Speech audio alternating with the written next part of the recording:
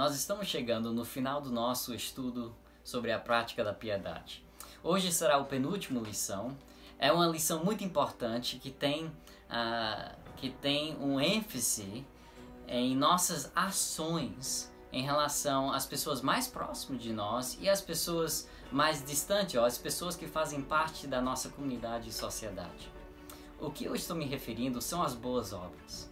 Uma pessoa piedosa vai realizar as boas obras que Deus tem preparado para ele. A palavra, em termos de caráter, então seria bondade. Nós queremos desenvolver um caráter de bondade para com as pessoas. O que é bondade?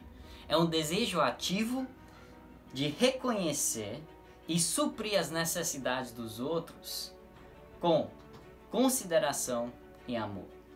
A bondade pode ser expressada de uma forma bem simples, através de um sorriso para alguém ou em dizer obrigado. Não requer muito dinheiro ou muito tempo.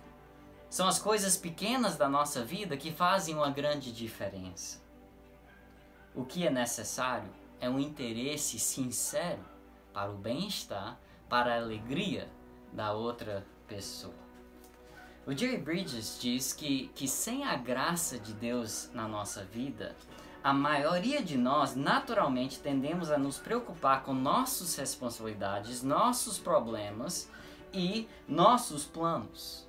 Mas a pessoa que cresceu na graça de Deus, nessa graça de bondade, ele expandiu seus pensamentos para fora de si, de seus interesses, e desenvolveu o interesse genuíno na felicidade e no bem-estar do próximo. Se nós pudéssemos colocar uma foto para a definição de bondade, seria uma foto do próprio Senhor Jesus Cristo. A vida dele aqui na terra, tanto o que ele falou como ele agiu, é uma definição de bondade e boas obras. Então vale a pena observar um pouco da vida dele. Eu acho interessante que o apóstolo Pedro, em Atos capítulo 10, quando ele está trazendo uma pregação para esse grupo reunido na casa de Cornélio, no verso 37, diz: sabem o que aconteceu em toda a Judéia, começando na Galiléia depois do batismo que João pregou, como Deus ungiu a Jesus de Nazaré, com Espírito Santo e poder, e como ele andou por toda parte, fazendo o bem e curando todos os oprimidos pelo diabo, porque Deus estava com ele. Olha a forma como o apóstolo Pedro resume toda a vida de Jesus Cristo. Ele resume em uma palavra só. Ele foi bondoso, ele fez o bem para todas as pessoas. Se nós olharmos com um pouco mais de cuidado aqui, nós podemos ver que o poder para realizar as boas obras vem do Espírito Santo, vem de Deus. Nós não vamos conseguir realizar boas obras e ser verdadeiramente bons sem o Espírito Santo. Além disso, nós vemos também o lugar onde devemos fazer e realizar boas obras. O lugar aqui diz que ele andou por toda parte fazendo o bem. Então, em todo lugar, em toda parte, não só dentro da igreja, ou não só em situações específicas, mas por toda parte, em toda situação, em todo lugar, nós devemos praticar essas boas obras. Também nesse texto nós vemos o propósito em realizar as boas obras. Aqui deixa bem claro que ele foi por toda parte fazendo o bem e curando todos os oprimidos pelo diabo. Bem interessante. Isso já mostra que as boas obras não são simplesmente coisas físicas, mas também coisas espirituais. O diabo está agindo nesse mundo para trazer maldade, para trazer destruição. E nós, pela graça de Deus, pelo poder do Espírito Santo, precisamos trazer bondade, precisamos trazer o que é bom para as pessoas, tanto espiritualmente como fisicamente. E por fim, o sucesso das boas obras.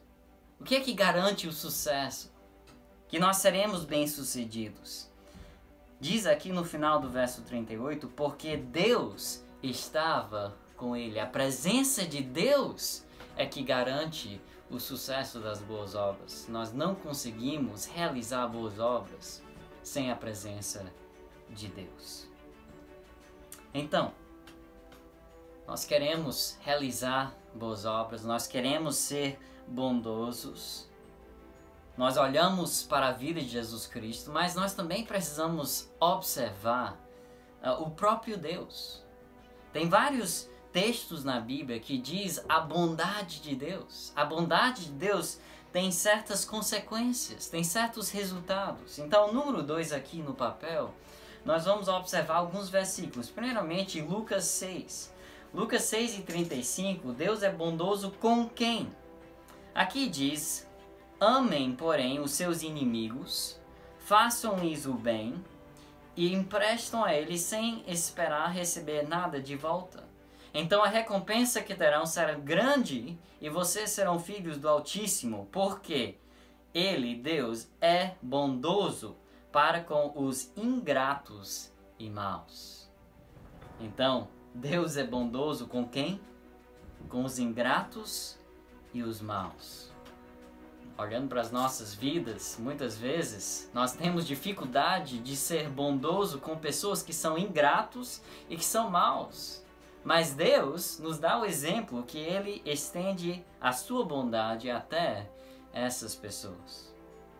Em Romanos 2:4, nós vemos que a bondade de Deus nos leva a alguma coisa. A lei diz que a bondade de Deus nos leva ao arrependimento. É a bondade de Deus que faz que a gente reconheça que nós nascemos e estávamos lutando contra Deus. Nós precisamos nos arrepender disso e nos unir a Deus em fazer o bem. Em Efésios 2:7 diz, em relação à bondade de Deus, isso é demonstrado aos salvos através de quem? Vamos olhar Efésios capítulo 2.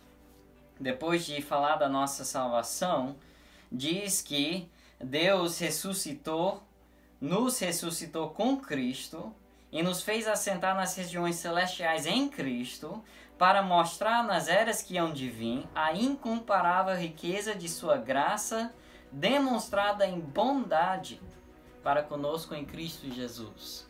Então, por meio de quem? Por meio de Cristo Jesus, e especificamente a sua morte e a sua ressurreição. Isso é a expressão da bondade de Deus para conosco.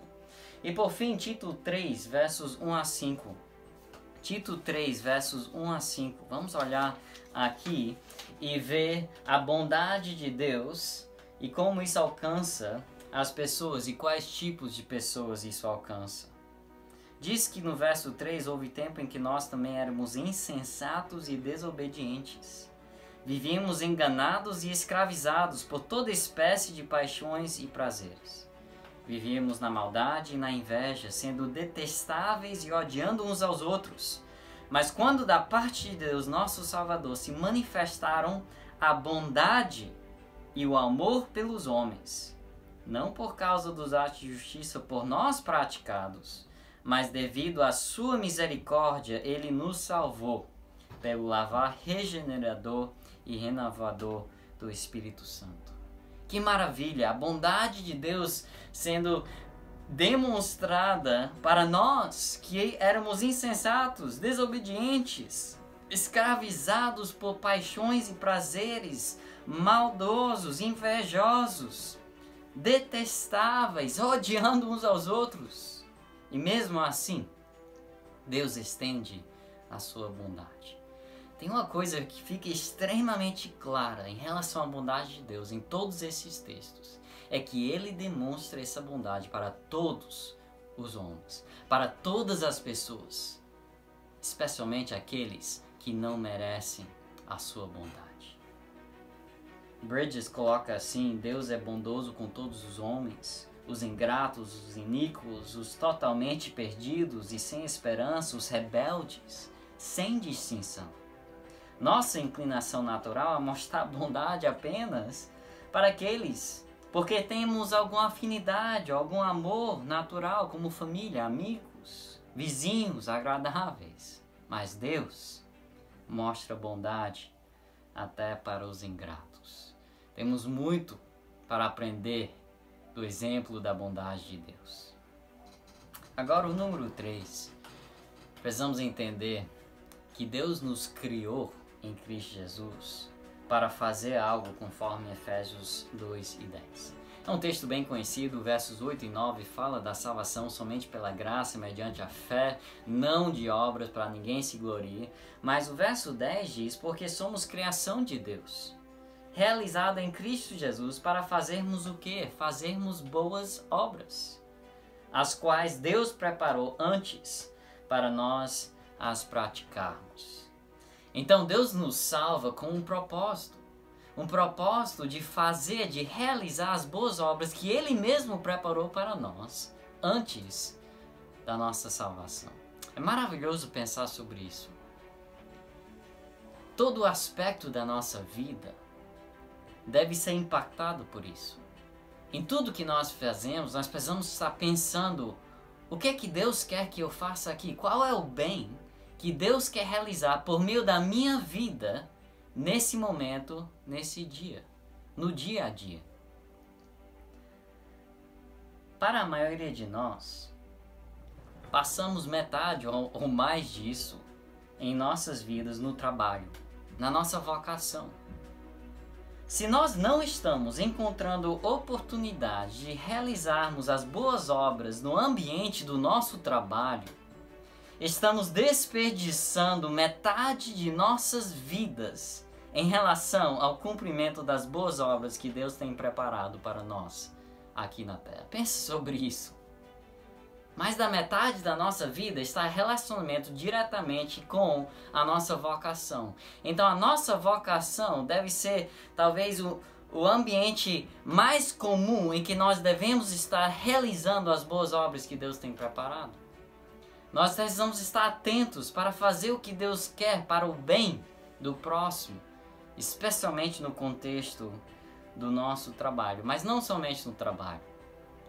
Também no ambiente da família, na igreja, por onde é que nós estejamos caminhando, precisamos estar pensando sobre como agradar a Deus e fazer o bem. Número 4, o que podemos aprender sobre boas obras através do exemplo das viúvas em 1 Timóteo 5, 9 e 10. Aqui temos um exemplo bem claro de que seria uma boa obra. Aqui, Paulo está dando instruções para as viúvas e diz no verso 9: nenhuma mulher deve ser inscrita na lista de viúvas a não ser que tenha mais de 60 anos de idade e tenha sido fiel ao seu marido, e seja bem conhecida por suas boas obras, tais como, agora vai dar exemplos: criar filhos, ser hospitaleira, lavar os pés dos santos, socorrer os atribulados e dedicar-se a todo tipo de boa obra. O que fica evidente nessa lista, que são coisas do nosso dia a dia. Criação de filho, isso é algo que está acontecendo todo momento da nossa vida. Ser hospitaleiro, lavar os pés dos santos, ser servo, socorrer os atribulados. São coisas do nosso dia a dia, não é, agora é o momento que eu vou fazer uma boa obra. Não, boas obras são integradas em todo aspecto da nossa vida. A maior parte das nossas boas obras serão realizadas nas atividades comuns do dia a dia. Então o desafio para nós será de estarmos atentos para essas oportunidades e vê-las não como interrupções ou inconveniências, mas como ocasiões para realizarmos as boas obras que Deus planejou. Em conclusão, a Bíblia vai falar da importância em manter uma ordem de prioridade em relação às boas obras.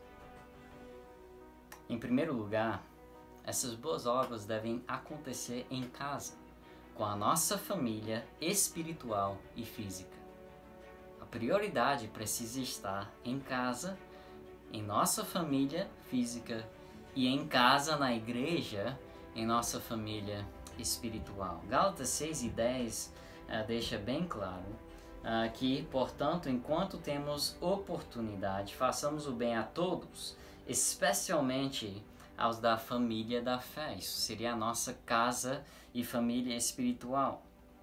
1 Timóteo 5:8 diz: se alguém não cuida dos seus parentes, e especialmente da sua própria família, negou a fé e é pior que um descrente. Então isso é algo muito sério. Nós precisamos priorizar a nossa família espiritual e física. Boas obras devem começar em casa.